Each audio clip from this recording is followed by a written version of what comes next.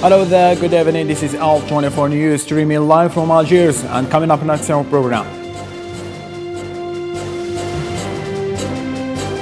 President Biden addresses the public on Tuesday after meeting with the COVID-19 task forces. He announced that he will be doubling purchase of Pfizer COVID pills as cases surge. Plus,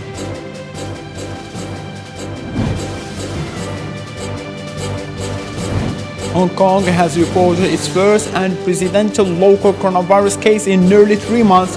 The official warning is likely to be an Omicron infection and may indicate silent transmission, Chinese in the community.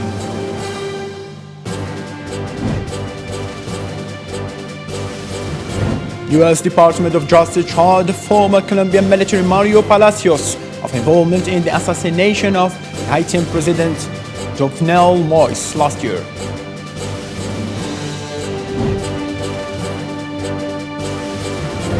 Kazakhstan has lifted protests in some major regions due to the sharp increase of fuel prices. President Akasim Tokayev has called for embarrassment to the situation in the country.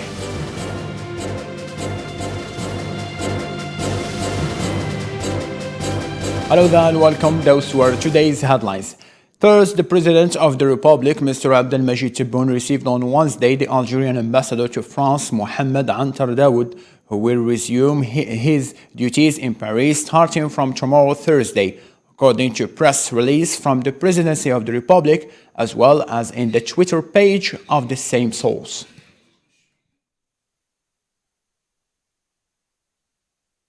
President Biden addresses the public on Tuesday after meeting with his COVID-19 task force. He announced that he will doubling the purchase of Pfizer COVID-19 pills as cases surge. Zara Ferjani on what follow. American President Joe Biden on Tuesday sought to reassure the public that the federal government is prepared to address the growing COVID-19 health crisis amid an overwhelming increase in infections driven by the highly transmissible Omicron variant. Omicron is very transmissible variant, but much different than anything we've seen before. But you can protect yourself. And you should protect yourself, quite frankly. Get vaccinated. Get boosted. There's plenty of booster shots. Wear a mask. Addressing the country before a meeting with the White House COVID-19 response team, Biden once again urged Americans to get vaccinated and boosted to avoid the coronavirus infections.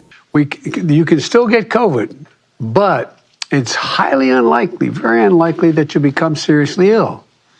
And we're seeing COVID-19 cases among vaccinated in workplaces across America, including here at the White House. But if you're vaccinated and boosted, you are highly protected. President Joe Biden has also pledged to keep schools open in the face of the fast-spreading Omicron variant. That's why I believe schools should remain open. You know, they have what they need because of the American Rescue Plan. Well, the first month we were in office, or second month, that I signed in March, we provided the states with $130 billion, with a B, billion dollars to specifically keep our students safe and schools open. The U.S. hit 1 million new COVID-19 cases on Monday, underscoring the threat of the Omicron variant as the third year of the pandemic gets underway.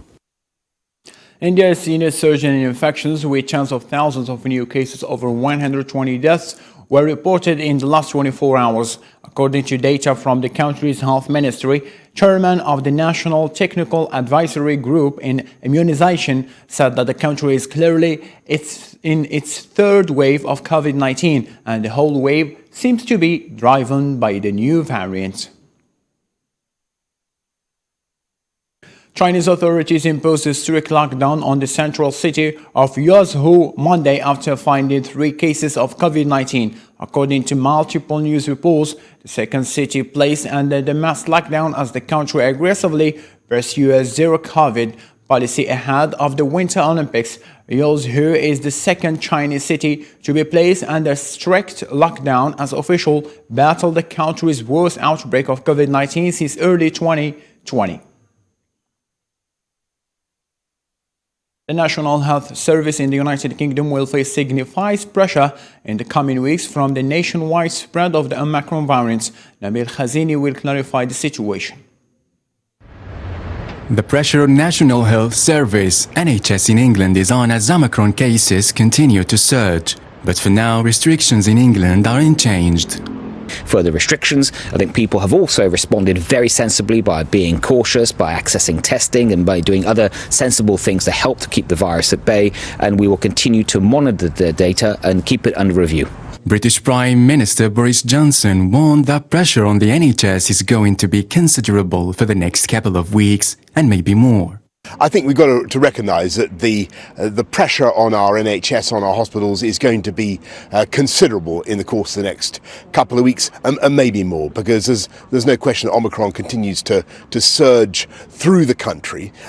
1 in 15 people in England are affected with COVID, making a total of 1 million of the population to be isolated, an increase of 50% compared to the last 7 days. But unlike the previous waves, that's actually not the major cause for the pressure on the NHS. The cause is the staff shortages. Doctors and nurses are off with COVID, and as a result, not all patients can be discharged. Most worried about the level of staff absences that they are seeing. That is putting real pressure on particular trusts. But clearly, we're still waiting to see if there are going to be large numbers of older people who are seriously ill with this variant. And that's why we're preparing for the worst, but hoping for the best. Schools across the UK are reopening this week. Children are back to school with masks on their faces and classes with open windows. The government aims to stop the spread of the virus at schools. And goodness is very low risk to children. So I'm very wary. I will listen to what the government says, but I am very wary about imposing masks on children in schools because I worry about their well-being, their anxiety and their mental health, which has already suffered because of school closures during lockdown.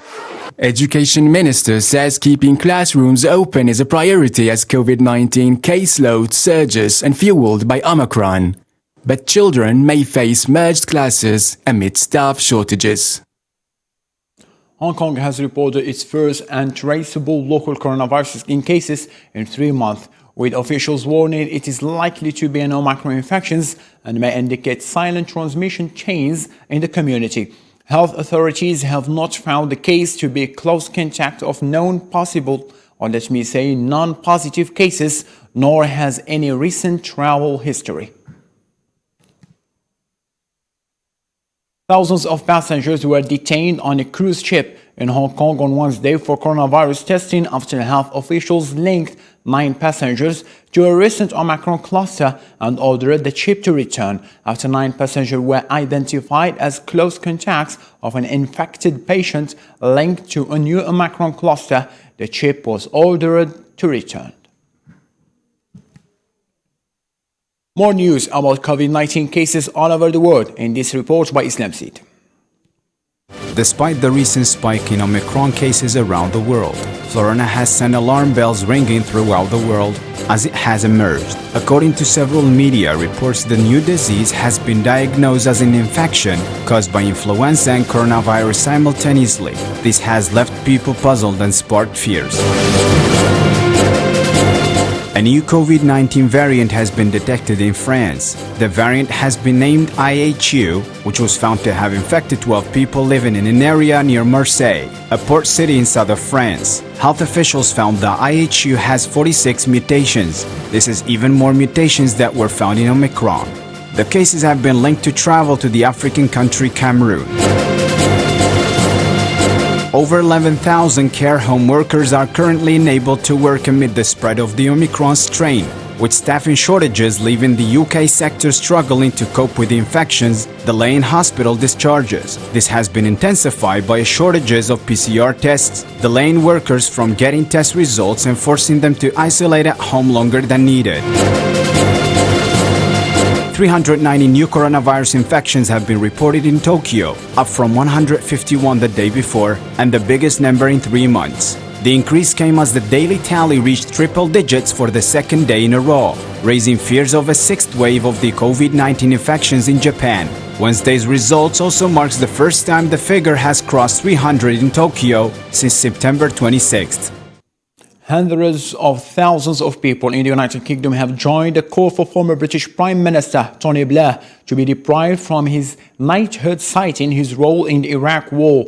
An online petition had included more than 700,000 signatures as of Wednesday morning, just 4 days after it was set up in response to Blair being made the Knight Companion of the Most Noble Order of the Garter in Queen Elizabeth II's New Year's Honours list.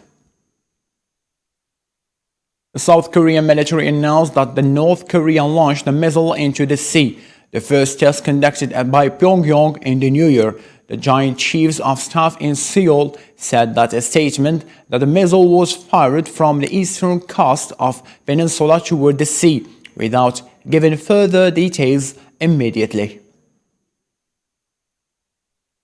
German Foreign Minister Annalena Baerbock is traveling today to Washington to meet U.S. Secretary of State Antony Blinken. Baerbock said that it would reaffirm the importance of dialogue with Russia to prevent conflict over Ukraine.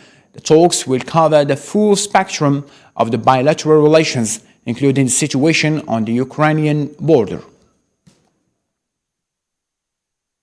A year after the January 6th storming of the United States Capitol, a former U.S. counterterrorism official worries that lone wolf-style attack from far-right extremists could pose a major security challenge through the 2022. Zara Farjani. Jason Blazakis, a former U.S. Department of State counterterrorism official, is echoing concerns from other analysts about the changing nature of the threat caused by last year's Capitol attacks in Washington, D.C. Blazakis said that more than 700 people have been charged in relation to the attack, which has led to 5 deaths. The government did this to us. We were normal, good, law-abiding citizens. The smashed windows and viral images of chaos at the heart of American power forced security services to take the far-right threat more seriously. That siege was criminal behavior, plain and simple, and it's behavior that we, the FBI, view as domestic terrorism. The U.S. Capitol riots are described as a wake-up call, and the far right was an underestimated threat by security officials and legislators who were sometimes deliberately trying to ignore the problem for political reasons. Only now is the U.S. government seeing the internal threat as a serious challenge. Ahead of the January 6th anniversary, analysts say that the U.S. far-right groups, including anti-government militias, white supremacists, and various conspiracy theorists, remain a top security threat. With such groups under closer inspection by law enforcement and facing a crackdown by some mainstream social media platforms, a repeat of something similar to the Capitol attack is less likely this year, as the threat seems to be shifting. Indian police said on Tuesday that they had made the first arrest in an investigation into an online app that shared pictures of skulls of Muslim women for an auction in case of apparent hatred toward the minority community. In the recent days, several Indian Muslim women said on social media that the pictures had been used without consent to create an open source app on the GitHub platform. The U.S. Department of Justice charged the former Colombian military Mario Palacios of involvement in the assassination of Haitian President Jovenel Moïse last year. Haitian President was killed in the early hours of July the 7th when a crew of armed German, or let me say gunmen, stormed his home in the capital of Port-au-Prince. Hussein Burkan. The U.S. government has indicated one of the main suspects in the assassination of Haitian President Jovenel Moïse. The Department of Justice said that Mario Antonio Palacios was part of the plot that first planned to kidnap Mr. Moïse, but turned into an assassination plot after the conspirators were unable to find a plan to get the president out of Haiti. On July 7th last year, gunmen raided Moïse's private home early in the morning with the intent and purpose of murdering him. The president was wounded severely and his wife was seriously injured. The attackers managed to escape from the scene but were tracked down by the police and arrested after an exchange of fire. Interpol had issued a red alert to the Colombian man in connection with the killing of the President Jovenel Moïse. The charges include conspiracy to kidnap and conspiracy to murder outside of the United States. According to Colombian Defense Minister, the Colombians suspected of involvement in the assassination of Moise are former members of the armed forces who went to Haiti to work as bodyguards. Local media consider that Palacios' arrest was a step in the right direction and urged the authorities to deport him to Haiti. In Canada, the federal government has entered into 2 agreements in principle totaling $40 billion to compensate hundreds of thousands of Aboriginal children taken from their families by social services for decades. More with Nabil Khaziri. Canada announced details of an agreement in principle whereby the government will provide billions of dollars to reform the First Nations child welfare system and compensate Indigenous children who have been victimized. The deal is slated to end a human rights challenge that was launched 14 years ago. No amount of compensation can make up for the traumas that First Nations children, families, and communities have experienced.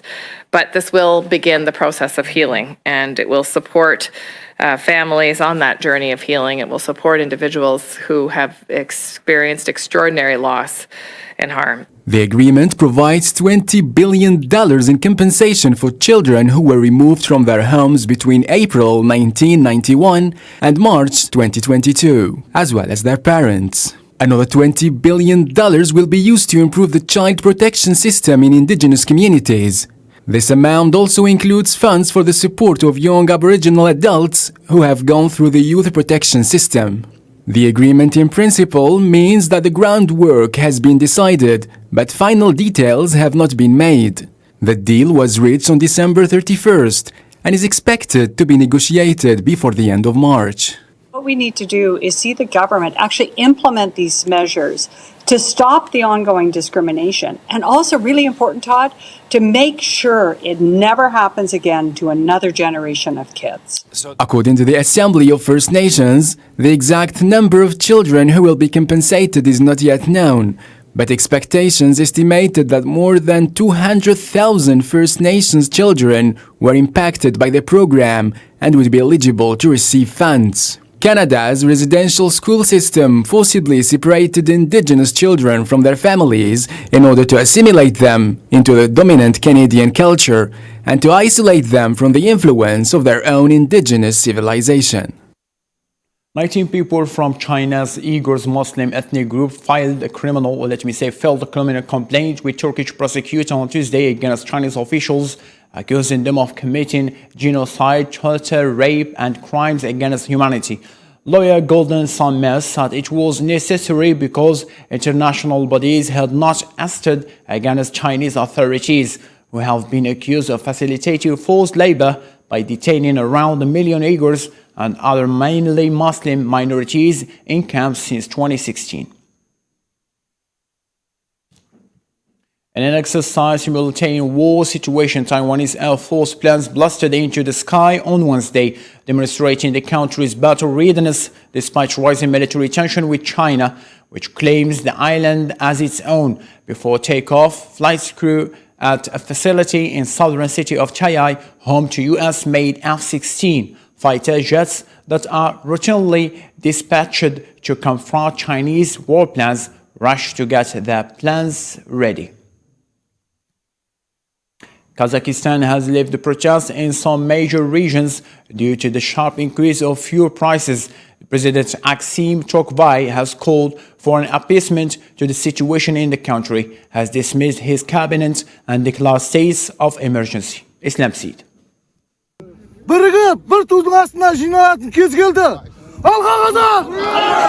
After the mass anarchy and protests due to the rise of fuel prices, Kazakhstan's President Kassym-Jomart Tokayev has dismissed his cabinet and declared states of emergency in the country. Tokayev had accepted the resignation of the cabinet of PM Askar Mamin in order to re-establish price controls on liquefied petroleum gas and other socially important consumer goods. The decision came after clashes in Almaty city between protesters who called for the government resignation and the police. The latter used tear gas and grenades to prevent the protesters from breaking into the mayor's office. Some protesters shouted "Old Man out" to Tokayev's still powerful predecessor and mentor Nursultan Nazarbayev. Following the mass protests, Tokayev imposed states of emergency in Almaty and other western provinces. According to Tokayev, the curfew would last 2 weeks, which starts from 11 p.m. to 7 a.m. local time, in addition to movement restrictions and mass gatherings ban. Призывы атаковать служебные помещения гражданских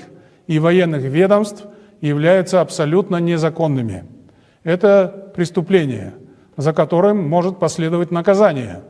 Власть не падет, но нам нужен не конфликт, а взаимное доверие и диалог. Some social media, including Messenger and WhatsApp, were unavailable in the country, while 2 other apps that reported on the protests seemed to have been blocked. According to media, the jump in fuel prices would have affected the price of food, which has witnessed sharp upsurges since the beginning of the coronavirus pandemic.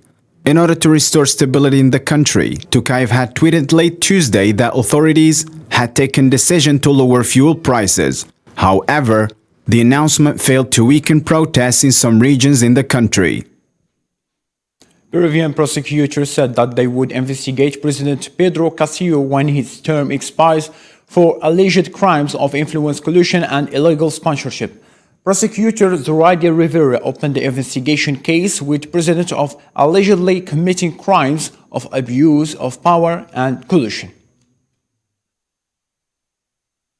An American biotech billionaire is facing years behind bars after being found guilty of fraud and conspiracy charges. Elizabeth Holmes was seen the golden girl of Silicon Valley and her blood testing startup company Revolution for Healthcare, but it was all fake. Islam Saeed has more to be explained.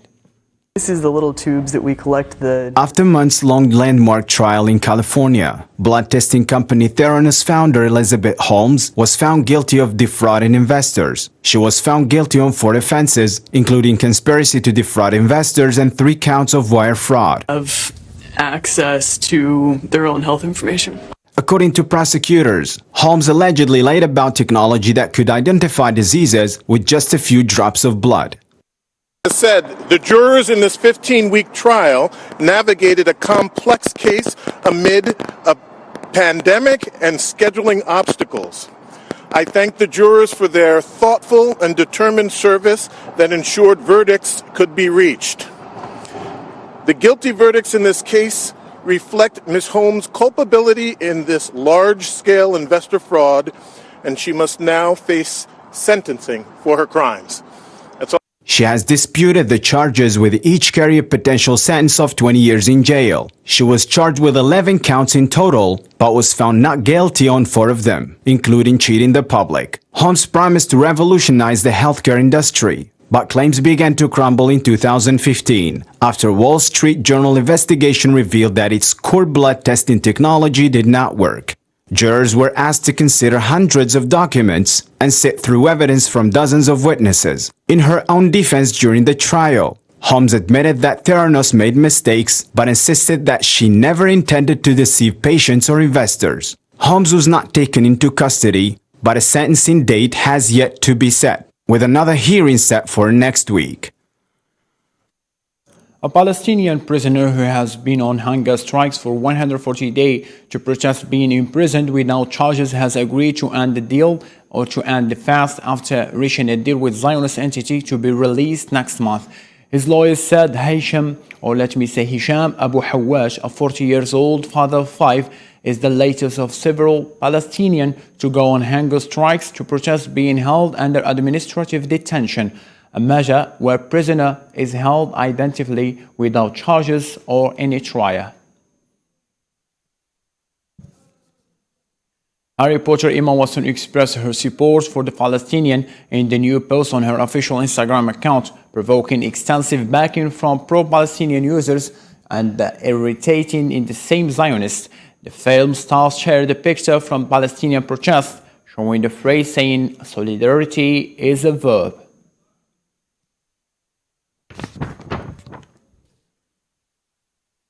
The first part of report on corruption from judicial investigation into President Jacob Zuma's tenure from 2009 to 2018 has been delivered to South African President Cyril Ramaphosa. Receiving the report, Ramaphosa described it as a defining moment in South Africa's fight against corruption. He said it would help to restore the integrity, credibility and capability of our institutions, but more importantly, our government. This is what I would call a defining moment in our country's effort to definitely end the era of state capture and to restore the integrity and credibility and the capability of our institutions, but more importantly, our government. The result of 3 years of investigations, the report is expected to detail the extent of corruption in government and state-owned companies, shared by Deputy Chief Justice Raymond Zondo. The Commission is expected to make recommendations to Ramaphosa, including possible prosecution of those implicated in wrongdoing. He expressed gratitude to whistleship and journalists who provided evidence to the investigation, often at great risk and expense to themselves. Although the report has been made public, Ramaphosa has stated that his government will need to study all 3 parts and will only be able to comment on it by the end of June. The first part of the report, according to Zondo, deals with allegations of corruption and mismanagement at South African Airways, the country's state-owned airline, which has accumulated massive debts and received government subsidies and bailouts. The report's second section will focus on state contract and sponsorship to the new defunct New Age newspaper from government department and state-owned enterprise. Let me just explain. Moroccan travel agents demonstrate in front of the headquarters of the Ministry of Tourism in Rabat to draw attention to the disastrous situation of the sector after the country abruptly shut its border on November 29 over the Omicron variant of COVID, the latest blow to an industry battled by the nearly 2-year pandemic. Moroccan tour operators threatened with bankruptcy due to the border closure protest Tuesday, calling for the tourism industry to be saved as the coronavirus wreaks havoc on the international travel. The United States has called Western countries for a civilian administration in the transitional period in Sudan after the resignation of Prime Minister Abdullah Hamdok from his position at a time when the country has witnessed a new demonstration calling for handing over the government to civilians, while, according to Turkey, countries including USA, Britain, Norway and the EU said it will not support a new prime minister without a large participation of the civilians. Nadia Kasmi. A day after the United Nations announced its readiness to facilitate a comprehensive dialogue that leads to a solution to the political crisis in Sudan, the European Union and the Troika countries warned against the unilateral appointment of a prime minister following the resignation of Abdullah Hamdok from his position. The Troika concerned with Sudan, which includes the United States, Britain, Norway, in addition to the European Union, asserted in a statement that they will not support the appointment of a new prime minister without the participation of a large segment of civilians. As for the president of the UN Security Council, Norwegian Ambassador Mona Gol, expected that the council would soon hold a special session to discuss the situation in Sudan and expressed deep concern about the violence used against peaceful demonstrators there. On the political level, things seem to be blurry after the resignation of Prime Minister Abdullah Hamdok, amid the absence of any consensus so far between the parties regarding an alternative suggestion, as well as the absence of any clear map for the next stage. The president of the Sovereignty Council, Abdel Fattah al-Burhan, stressed after his meeting with the US Chargé d'Affaires in Khartoum the need to continue dialogue between all parties to come up with a national consensus program to manage the transitional period. As for security issues, the street is simmering on the impact of demonstrations calling for civilian rule amid fears that the country will slide into conflicts and confrontations, further aggravating the situation. More international news in this report by Hussein Berkan. On Tuesday, Emmanuel Macron turned on the 5 million people in France who haven't been vaccinated against the coronavirus, promising to piss them off as part of his government campaign. The French president's statements in a newspaper interview came on the same day that France set a new daily record with over 271,000 COVID-19 infections, indicating that the Omicron strain is still driving the virus' fifth wave. Polish coal miners have staged a strike over what they claim is inadequate pay as a result of having to expand their working hours to cope with the country's and Europe's energy crisis. The 2 days blockage began on Tuesday at 7 a.m. local time, with miners obstructing coal supplies to power facilities.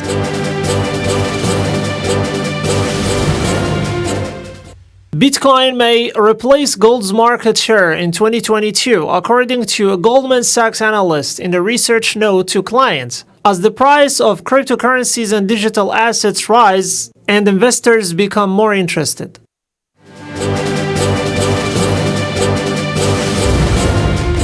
According to state media, a landslide at a construction site in southwest China's Guangzhou province has killed at least 14 people. Workers were constructing a training facility for a hospital. Staying with world news, and this time with Let's Get Endeavour in the economic sector with Nabil Khazini. Let's follow this report. With a shift toward improving production as a way of diversifying its economy, Algeria made a new roadmap for growth of key agriculture sectors with emphasis on private sector investments in commercial farming. The 2020-2024 agricultural roadmap that is part of the National Economic Revival Plan. Investors in Algeria's grain sector already are taking advantage of opportunities provided under the new financial law to establish business ventures in the wheat, corn, soybeans, and oilseeds value chain. A report by the Air Algérie Maintenance Department concluded that the engines of 6 Boeing aircraft of the new generation need urgent periodic maintenance to continue flying and operate flights. The cost of one engine for Boeing 737-800 aircraft, according to company sources, ranges between $10 to $12 million, while the cost of maintenance abroad exceeds $5 million per engine, which means that a complete renewal of the 12 engines will cost about $120 million, while its maintenance will cost about $60 million. For the first time in 90 years, in 1931, General Motors took the first step of the podium in front of Ford. Until this year, the Japanese manufacturer Toyota achieves the feat of selling more cars and also more pickups and trucks than the American giant. The historic change occurred as Toyota was able to manage supply chain issues better than General Motors, including an ongoing shortage of semiconductor chips. In the United Kingdom, passengers were hit with disruption as bus and rail companies cancelled services across the southeast due to staff shortages. The company said it would be operating a reduced timetable under further notice to ensure that it could run as reliable a service as possible due to the ongoing impact of coronavirus isolation and sickness. To some Chinese news now, the decision to exempt Novak Djokovic from COVID-19 immunization restrictions to compete in the Australian Open in Melbourne has been dubbed appalling, with some players surprised at the late decision.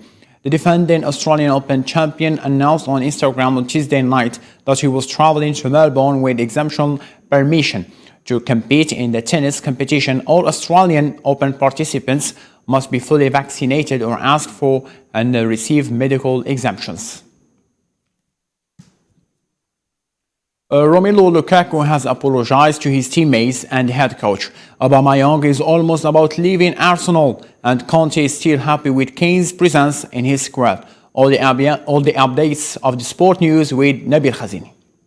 After the drama he made last week talking about his previous club, Inter Milan, saying that he really made a mistake leaving the Italian club toward the Premier League again, the Belgian striker Romelu Lukaku has apologized to Chelsea supporters. Head coach Thomas Tuchel, who opened a direct and private talk with his player, asking him to take back what he said and try to level up himself to reach the target his team needs. This is what we did. He apologized and is back in the squad. And that was the apologized message of the striker. To the fans, I'm sorry for the upset that I caused. You guys know the connection that I have with this club since my teenage years, so I totally understand you guys being upset. Obviously, it's up to me now to restore your trust, and I'll do my best, show commitment every day on the training ground and in the games, trying to make sure that we win games.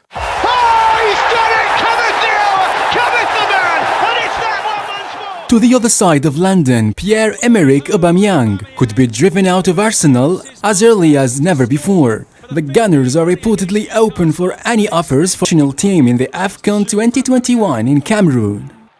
Aubameyang was stripped of the captaincy after a series of disciplinary breaches with the team coach Mikel Arteta, who has not picked the striker for any of his last 6 games. Sky Sports transfer analyst reports Aubameyang's time at the Emirates could be about to come to an abrupt end. Departure for Pierre-Emerick Aubameyang has not been ruled out. He's obviously with Gabon ahead of the Africa Cup of Nations. If we just go through a mini timetable of what's happened in the past few weeks, middle of December, he was, of course, stripped of the captaincy at Arsenal, and since then, he hasn't actually featured in any of Arsenal's squads. Now, the 32-year-old had previously been linked with a move to Barcelona, while Sky reports Juventus have shown an interest. But any move to Serie A could depend on the fate of Alvaro Morata, who is himself a Barca target. The Tottenham Hotspur manager has reflected on what was a turbulent summer for the club, particularly the Harry Kane saga surrounding the striker's future, something Conte wasn't present for. Antonio Conte has praised Tottenham Hotspur chairman Daniel Levy for his great decision surrounding the future of talismanic striker Harry Kane. The England skipper was relentlessly touted with a move away from Spurs throughout last summer transfer window, with reigning champions Manchester City the most interested. Though Levy stood firm and did not budge on his asking price, Levy's stance on Kane's future is something that Conte can be incredibly thankful for now that he is at the helm. But it evidently rubbed City boss Pep Guardiola up the wrong way. To this end, I have just got the news that Algeria scored the second goal. Well, first of all, Adam Mouna scored the first, and now Ghana defender scored over his goal. It is worth mentioning that this is the number 34 game unbeaten for the Algerian team, and it's less than 10 minutes to end the game.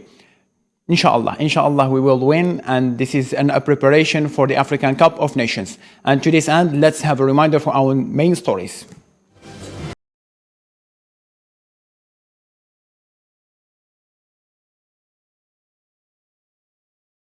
First, President Biden addresses the public Tuesday after meeting with COVID-19 task force. He announced that he will be doubling the purchase of Pfizer COVID pills as cases surge.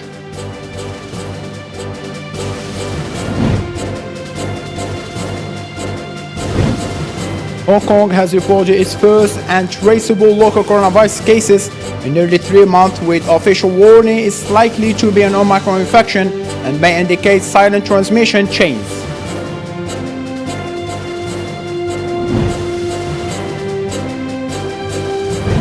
U.S. Department of Justice charged the former Colombian military Mario Polisario of involvement in the assassination of Haitian President Jovenel Moïse last year.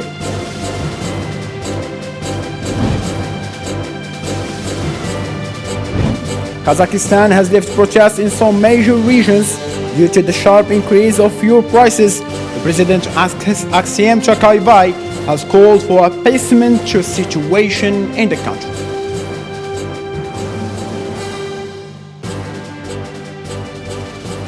That's all the news we have grasped for today. Thank you so much for being with us. Take care and bye-bye.